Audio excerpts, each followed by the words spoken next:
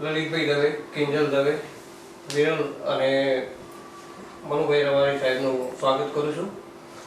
વર્ષો પહેલાં એક મૂવી હતું જેમાં ઋષિ કપૂરનું એક સોંગ બહુ પોપ્યુલર થયું હતું, મનુભાઈ મોટર ચાલી પંપ પંપ પંપ. આજે મને એનો અર્થ સમજાવ્યો કે મોટર એટલે ઓડી અને 4 બંગડીવાળી ગાડી, અને એ ગાડી આ ચાર મુસાફરોની એક સફળતાની એક સીડી છે. અને આ સફળતા કોને કેવી રીતે મળી એ વિશે આપણે થોડા ઊંડા ઉતરવા માટે એમની રૂબરૂ મુલાકાત લઈશું. લલિતભાઈ, તમે જે અત્યાર સુધી જે બી તમે તમારી મ્યુઝિકની સફર રહી એના વિશે ટૂંકમાં કહેશો? એટલે લગભગ સમજો ને છેલ્લા 20 વર્ષથી આ ધંધાની પાછળ લાગેલો હતો ત્યારે જઈને હવે તમારા બધા લોકો નજરમાં આપણે આવ્યા છે. જો કે ઓડીવાળું ગીત સક્સેસ ગયેલી પાછળ બધાનો હાથ છે. મનુભાઈ છે, રાજુભાઈ છે અને મયુરભાઈ નાળિયા અમારે જે કેસેટ જે લોન્ચ કરે છે અમારી સરસ્વતી સ્ટુડિયો મનોજભાઈ, અને ખાસ દર્શકોનો વધારે, કારણ કે એમને સાંભળ્યું ત્યારે સુપર ડુપર થયું છે. મનુભાઈ, આ જે આલ્બમ અત્યાર સુધી તમે અસંખ્ય ફિલ્મોમાં ગીત લખ્યા, અનેક આલ્બમોમાં ગીતો લખ્યા, એ બી ઘણા હિટ થયા, પણ આ ટાઇટલ સાથે અથવા તો આ 4 બંગડીવાળી ઓડીની આઈડિયા તમને કેવી રીતે આવી ને એમાં તમે કિંજલને લેવાનું કઈ રીતે નક્કી કર્યું? ગીત આમ મેં સાંભળ્યું હતું મારું ગીત એકવાર અમારો પ્રોગ્રામ હતો રાપર, ત્યારે એને ફરમાઈશ આવી, પણ ત્યારે મને એક્ઝેક્ટ ખબર નથી કે ગીત શું છે. પણ અમને જોયા પછી આઈડિયા આવ્યો, એ હતું એ અલગ પ્રકાર જ હતો, પણ મને સહેજાના ઉપરથી આઈડિયા આવ્યો કે આપણે આવું કરી અને લગ્નગાળોની શરૂઆત હતી. અમારા દર વર્ષે એક જોનરિયું કરીને ટાઇટલ આવે લગ્નનું, એના 2 ભાગ હતા, એના 3જો ભાગ કરવાના તો હતા જ એમ, પણ આ આવ્યું તો મને એવું થયું કે ચલો આને આપણે લગ્ન ગીતમાં કન્વર્ટ કરીએ. બીજું કિંજલ, તો કિંજલ સિંગર 100% છે, પણ એ મારી દીકરી છે, અને આપણે જેટલું બી સારું બી હોય, જેટલા બધા કલાકારો કરતા હોય જોડે જોડે એનું ટાઇટલ બી આપણે કરતા હોઈએ, તો એનો 3જો નંબરનો જે ભાગ ભરવાનો હતો એમાં મને આઈડિયા આવ્યો કે ચલો લગ્ન ગીતનું આપણે બનાવીએ છીએ દર વર્ષે, તો કિંજલ બનાવી દઈએ. અને એમાં વિરલ, એટલે વિરલ મારો છોકરો છે એટલે લખું છું, કોઈ બી મારા છોકરાનું નામ તો ગમે એનું લખવાનું વધતું હોય, એમાં વિરલને લખ્યું, પણ વિરલ એટલે પેલો વાવાનો જે પ્રાસ મળતો હતો લોકોને વધારે ગમ્યું. પછી કિંજલે બહુ સારી રીતે ગાયું, મ્યુઝિક એનું બી મયુરે બહુ સારી રીતે કર્યું, અને અમારા સરસ્વતી સ્ટુડિયોમાં સારી રીતે રિલીઝ થયું, વિડીયો બી રાજુભાઈએ સારો કર્યો. આ બધી પાસા ભેગા થયા એટલે ગીત હિટ થયું. મેં એવું સાંભળ્યું છે કે આ તમે ઓનલાઈન મૂકી દીધેલું, એના પરથી પોપ્યુલર થયું કે પહેલા? ના, ઓનલાઈન એટલે અમારી ચેનલ છે સરસ્વતીની અને આરડીસીની, એમાં એ કંપનીવાળાએ જ ચડાવેલું, પણ અમે લોકો એ બનાવીને અમને આપેલું. પણ હા, અમે મહેનત ખૂબ કરેલી. ચાલશે એ તો કુદરતના હાથની વાત છે, એ તો અમે નક્કી નથી કરી શકતા હોતા, પણ અમે એટલી બધી મહેનત કરી હતી કે એને ચાલવું જ જોઈએ.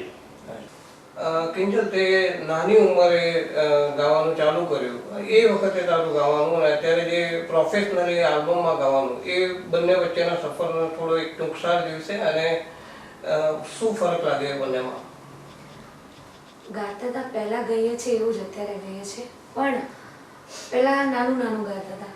જેમ કે પહેલાં લોકો ગાવા બોલાતા તો આપણને એવું થતું કે ચલો પૈસા નથી મળતા તો કંઈ નહીં, પણ ગાવા તો મળે છે ને, આપણો શોખ તો પૂરો થાય છે.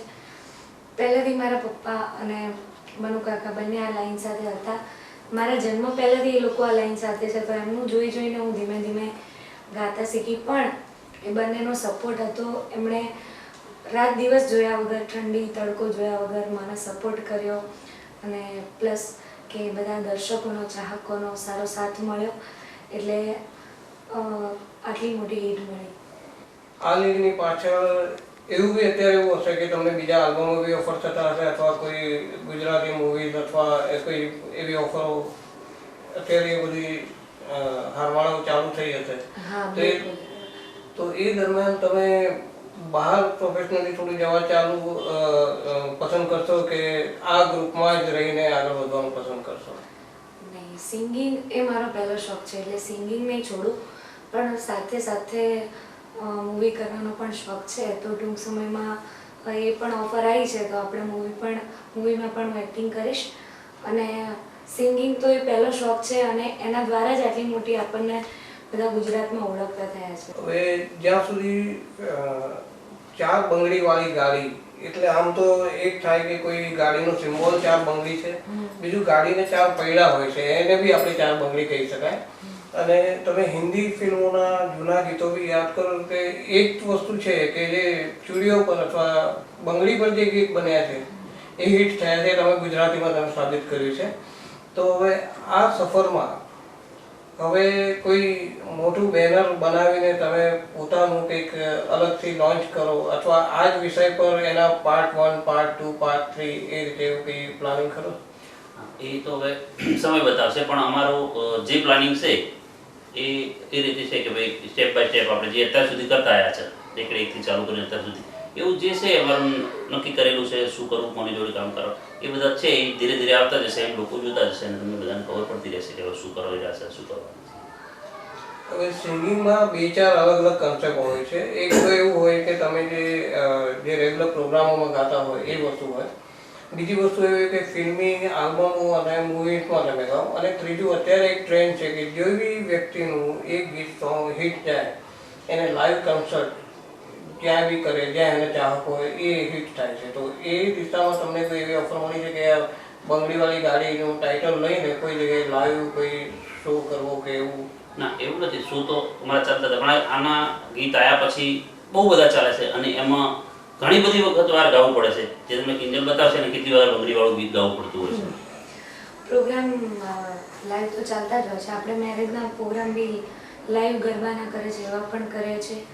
અને જાહેર પ્રોગ્રામ પણ પ્રોગ્રામ ચાલુ થાય એટલે 10 મિનિટ થાય એટલે નીચે જે દર્શકો બેઠા હોય એ લોકો હાથ ઊંચા કરીને 4 બંગડીવાળી ગાઓ, 4 બંગડીવાળી ગાઓ. પાછું એકવાર ગીત ગાયું, પાછા 10-15 મિનિટ થાય એટલે પાછું 4 બંગડીવાળી ગાઓ. એટલે એવી રીતે લોકોની વારંવાર એક જ રીતની ફરમાઈશ હોય કે 4 બંગડીવાળી ગીત ગાઓ. મેં જોયું છે કે આ તમારું ગીત જેટલું લોકપ્રિય થયું છે પણ એની લોકપ્રિયતાનો લાભ ઉઠાવવાનો તમે લોકોએ પ્રયાસ નથી કર્યો, પણ બીજા લોકોએ આ 4 બંગડીવાળાની કાં તો કોપી કે ગમે તે એ રીતે કરીને લોકો બી આવા આલ્બમો બહાર પાડવાનું શરૂ કર્યું છે. તો એને માટે હવે તમારા કોઈ સોંગ અથવા તો તમારી કોઈ સ્ટાઇલનું કોઈ કોપી ના કરે અથવા તો એવું કંઈક વિચારો છો અથવા એવું કંઈક? ના, એવું કંઈ છે નહીં કોપી. તો મારા માનવા પ્રમાણે તો એવું બી થાય છે કે ઝવેરચંદ મેઘાણીની ખુલ્લી કિતાબથી તો લોકો વર્ષોથી ગાય છે, તો આપણા ગીત ગાવામાં અમને કોઈ પ્રોબ્લેમ છે નહીં. પણ અમારા કંપની થ્રુ જે બી કાયદેસર થતું હોય છે, જે બી હોય છે એ લોકો કરતા હોય છે. એટલે એમાં અમારા સિંગરને કે રાઇટરને કે બહુ કહેવાનું આવતું નથી હોતું. પણ અમે જે કરીએ છીએ પહેલો ઘરાણાનો, એટલે આપણું જે છે આપણું હિટ છે, તો આપણે જેટલા કોપી કરશે એ આપણું હિટ થવાનું છે, એ ફાઇનલ જ છે. એટલે એમાં બહુ બધા ઓબ્જેક્શન નથી હોતા. પણ જે રજીસ્ટર કરેલા ગીતો ઘણા બધા એવા છે એ કોઈ કદાચ ગાય તો અમારા કંપનીવાળા એના કાયદેસર કરી શકે છે.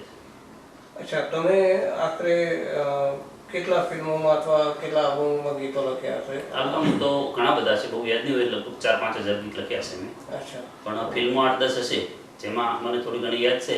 અમારા વિક્રમભાઈ ઠાકોરની હમણાં એક હતી મા બાપના આશીર્વાદ, એમાં એક ગીત મેં લખ્યું હતું. એક દુનિયા જલે તો જલે એમાં બી હતું. રાકેશ બારોટની આખી ફિલ્મ હતી જાદુમંતર, એના બધા સોંગ મેં લખેલા.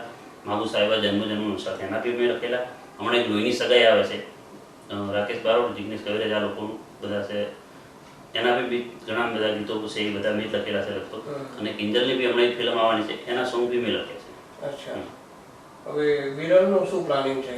નાનપણથી એક કેરેક્ટર તરીકે આમાં આવી ગઈ, તમારી સાથે આ પણ હિટ થઈ ગયો, તો હવે આગળ જતા એ બાળ કલાકાર તરીકે આગળ વધશે કે એવું કંઈ, કે એને આવી રીતે સિંગિંગનો શોખ છે? હા, એ પ્લેયર છે, એ વગાડે છે ઓર્ગન ને એવું વગાડે બી છે અને સિંગિંગ બી. પણ એ તો ઘરમાં છે એટલે દીદી જોડે રહીને શીખે છે. પછી બીજું કે જે કર્યો એવો કોઈ પ્લાનિંગ નહોતો, પણ નામ એવું હતું તો આપણે કીધું ચલો, પણ એને સારી કરી બતાવી. અમે કોઈ એને બતાવ્યું નહોતું કે તું આવું કરજે કે આવું કરશે, એવો પ્લાન બી નહોતો. એને જાતે જે કર્યું એની જાતે જ એને કર્યું છે અને એ સક્સેસ થયો. પણ દરરોજ એની જોડે રહે એટલે થોડાક એના હાવભાવ એના મેચ હતા એ બંનેના એકબીજાના, એટલે એ કરી શકે. બરોબર છે. કિંજલ, હવે સરકાર કહે છે કે બેટી પઢાઓ, તમે 12 કોમર્સમાં ભણો છો, તો હવે આની પ્રોફેશનલ સાથે ભણવાનું ચાલુ રાખશો? ભણવાનું પૂરું કરવું છે કે 100%? ના ના ના, બિલકુલ ભણવાનું તો ચાલુ જ રહેશે. કારણ કે મારા પપ્પાનું એવું માનવું છે કે છોકરીઓએ ભણવું જ જોઈએ. આગળ ઉઠીને કારણે કે કોઈ બી તકલીફ આવે, હાચે નાચે તમારે એકલાને બહાર જવાનું થાય તો બી ભણેલા હોય તો ફેર પડે એમ. એટલે ભણવું એ બહુ જરૂરી છે, એટલે ભણવાનું તો નહીં છોડવું. અચ્છા લલિતભાઈ, તમે વર્ષોથી આ ગીતના પ્રોફેશનમાં છો, તેમાં તમને ઘર તરફથી સપોર્ટ મળ્યો છે કે ઘણી વખત એવું થાય કે મોડા પ્રોગ્રામમાં તમે આવો અથવા અમુક પ્રોગ્રામમાં તમારો મૂડ ના હોય કે તમારે જવું પડે, અથવા તો ઘણી વખત એવું થાય કે તમારે પેલું ખાસ કરીને તમારે કંઠ સાચવવું પડે કે અમુક ખાવું, અમુક ના ખાવું, ઠંડાથી દૂર રહેવું, તો એ બધામાં અને આમે કોઈ બી માણસ સફળ થાય તો એમાં સ્ત્રીનો હાથ હોય છે. એટલે બેને બી તમને સપોર્ટ તો કર્યો હશે, પણ તમારા શબ્દમાં કહો તો એમને બી કદાચ આનંદ થાય. પહેલા શું કર્યો તો હવે શું સપોર્ટ એ બધું કહે છે. સપોર્ટમાં તો એવું છે કે સપોર્ટ છે સક્સેસની પાછળ દોડતો હોય. માણસ સક્સેસ થાય ને પછી સપોર્ટ તૈયાર થાય છે. પહેલા સપોર્ટ નથી હોતો, પહેલા સ્ટ્રગલ જ હોય છે, જાતે કરવી પડે. હા, સક્સેસ થયા પછી બધા સપોર્ટ થાય છે, બધા આગળ આવે છે, બધા કહે છે કે અમે પહેલા ઓળખતા હતા, અમે સપોર્ટ કરતા હતા, આમ કર્યું તેમ કર્યું. પણ જે કરો એ તમારે જાતે જ કરવાનું હોય છે. મતલબ એક શોર્ટ વાતમાં કહીએ. હા, હોય સપોર્ટ બધાનો તો કે, અને જોડે રહેતા હોય તો બધાને કરવો જ પડે ને એકબીજાને. ના ગમતું હોય છતાં પણ આપણે હા તો કરવું જ પડે પછી. તો અમે કોઈ બી સ્ટ્રગલની પાછળ સપોર્ટ હોય એ વાત 100% બરોબર છે.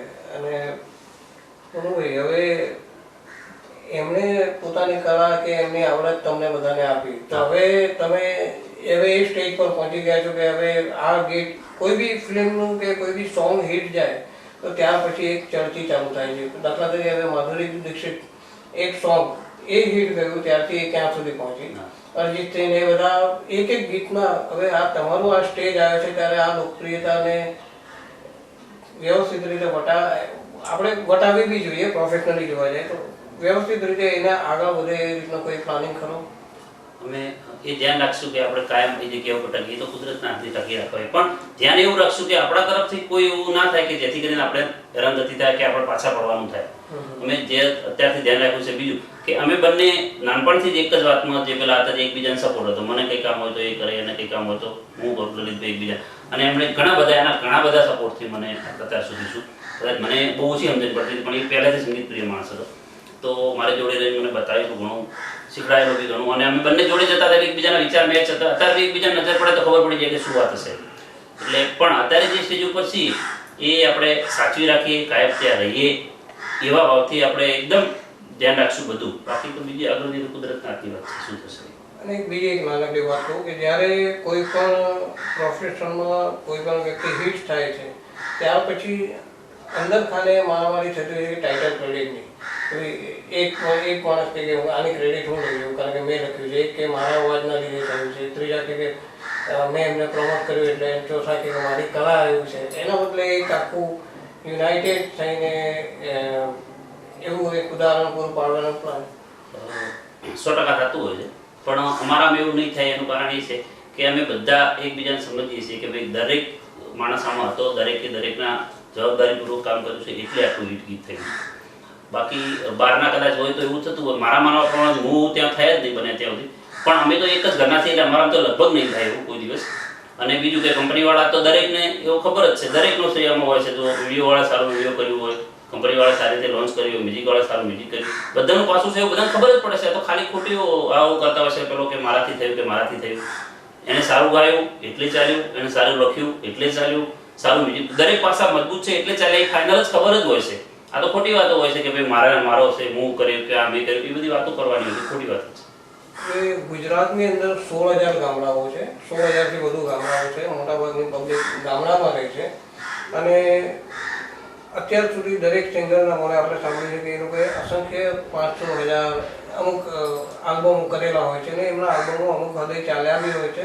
અને જે યુટ્યુબ પર જે રીતના આંકડા જોવા મળે છે તો આપણા લોકો જે રીતે એને વારંવાર જોવે છે અને આપણને લોકપ્રિયતા અપાવે છે, તો એમની નાળ પારખીને એમને શું ગમે છે એવું જાણવાની કંઈ કોશિશ કરી છે કે કરશો? ગુજરાતના 18,000 ગામડા છે, એના એક ગામડાનું હું છું કે જે મને પાકી ખબર છે કે ગામડાવાળા લોકોને શું ગમે. કારણ કે અમે બંને તો ભણેલા બી નથી બહુ, તો અમને એવી પાકી ખબર છે કે ગામડાના લોકોને શું ગમે. જે ગામડાવાળા બોલે છે એવું અમે અત્યારે બોલીએ બી એવું જ છીએ, લખીએ બી એવું જ છીએ. સમજો, કિંજલ અહીંયા જ મોટી થઈ છે પણ કિંજલ એવું જ ગાય છે કે જે જોડી તમારી જોડી દરરોજ રહે છે. એટલે અમારા જે ગામડાવાળાને ઓરિજિનલ જે રિયાલિટી જે ગમે છે અને જે લોકો ગાય છે, જે બોલે છે એવું જ કિંજલ ગાય છે અને એવું જ બોલે છે. એને લઈને ચાલે છે, અમે એવું જ લખીએ છીએ, એને લઈને એ વસ્તુ ચાલે છે. હા, એકદમ હાઈફાઈ તમે જે કીધું અરિજીત સિંહ તો કદાચ હું એવું ના બી લખી શકું, પણ મારા ગુજરાતને, મારા ગામડાના લોકોને ગમે છે એવું તો 100% હું લખું જ છું. એ લોકોને શું ગમે છે મને ફાઇનલ ખબર છે એટલે ચાલે છે. અનુભવ તો જો કે ઘણા બધા છે કે આપણે કહેવા જઈએ તો એવું લાગે કે આ બધી અત્યારે નામ છે સફળતા મળી છે. ખોટી વાતો કરે છે, પણ બહુ બધા લોકોએ ઘણી જગ્યાએ આમ આડા આવડું બોલી દીધેલું, પછી ઘણી જગ્યાએ વરસાદમાં હેરાન થયો, ઠંડીમાં હેરાન થયો. અત્યારે ભલે ગાડી લઈને ફરી, બાકી બાઇક સાયકલ લઈને આપણે ફરેલા છે, એટલે બધા એવા અનુભવ બધા બહુ છે કે આપણને એમ લાગે કે આપણે શું સ્ટ્રગલ કરી આપણને જ ખબર છે. બાકી કદાચ કોઈ જાણતું હશે, અંગત માણસ, દાખલા તરીકે મનુભાઈ છે કે બીજા કોઈ અંગત પાત માણસ હશે, એમને ખબર છે એટલી સ્ટ્રગલ પછી અત્યારે જે આપણને સમય મળે છે અને આ ઈટ મળે છે, એક સ્ટ્રગલ. અને આપણે એક બીજું એક, અમે ગામડાના માણસ છીએ એટલે અમને આપણે શ્રદ્ધા અને વિશ્વાસમાં મેન માનવાવાળા માણસ છીએ કે આ જે થયું એ આપણાથી નથી થયું, આપણે ખાલી મહેનત જ કરી છે અને એનું ફળ આપણને માતાજી જે કે આપણે જે આપણા ઈષ્ટદેવને માનીએ છીએ એમણે આપણને આપ્યું છે.